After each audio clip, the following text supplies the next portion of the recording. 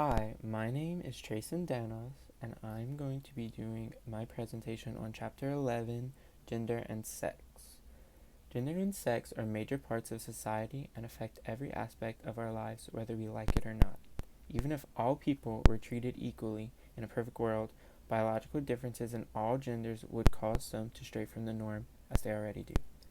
Certain studies have even shown that men and women excel in different activities and aspects of life, meaning that there is a probable variation between the genders that isn't completely anatomical. Women are better at intellectual things, while men are better at physical work, though this is not always the case. It has been proven. Many have questioned if this is due to the way people are raised in different genders, or purely because of the biological nature of humans. This is known as nature versus nurture, and I explored this topic in the first movie essay that I did on the Ari Aster movie Midsummer. Let's get into the genetics of sex now.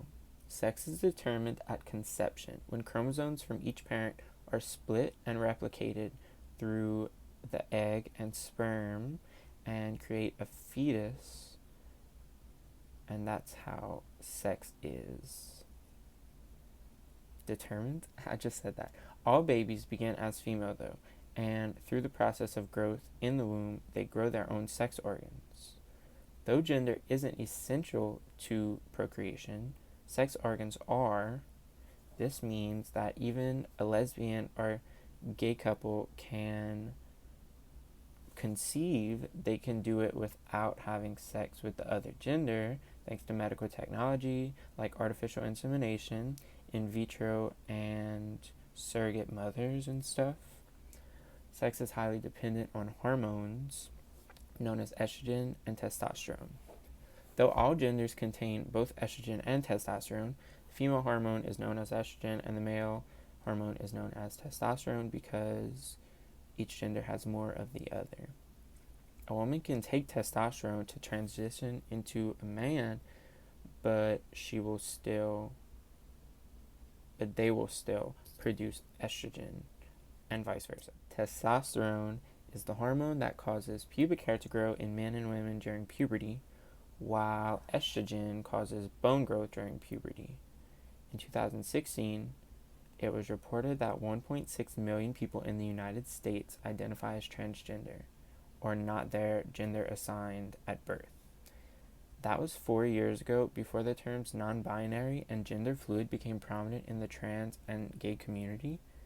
And now in 2020, a large percentage of the trans and of the LGBT community identify as neither male or female, or are fluid in their gender, and I would bet that there are at least 5 million members of just the trans community, which is an umbrella term for all of people who identify as not their gender assigned at birth.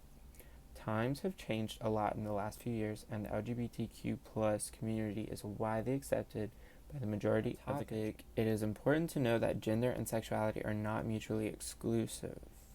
Gay, lesbian, and bisexual are not genders, they are sexualities.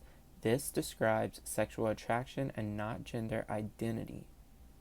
This has not been proven to have cause in nature or nurture and has no biological or genetic cause as of right now in science. I myself am gay, and 20 years ago I'd have been kicked out of my house for just coming out, which I was thankfully able to do in 7th grade with both of my parents' support. Other people identify as atypical sexualities that are not part of the LGBTQ plus spectrum and are mainly frowned upon in most normal societies, such as like furries and people with foot fetishes and pedophiles. In the last 2 decades, hundreds of movies and novels have been written about exploring both gender, sex, and sexuality in our society. Gay men have been widely accepted into mainstream media, and the movies Brokeback Mountain, which is from 2005, which is 15 years ago, and Call Me By Your Name from 2017 were both nominated for Oscars in the category Picture of the Year. Call Me by Your Name even won Best Screenplay Adaptation in 2017 at the Oscars, which is amazing for the community. Famous celebrities like Caitlyn Jenner, Chaz Bono, and most recently Elliot Page have truly changed the face of the LGBTQ plus community in the 21st century. Instead of portraying trans people as deviants and rapists, they are shown as real people just like everyone else in the world through the lens of Hollywood.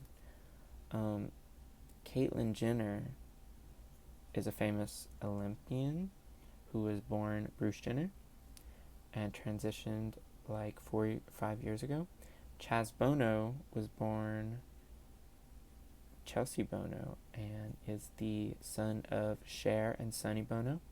And Elliot Page most recently came out as trans on Twitter during quarantine.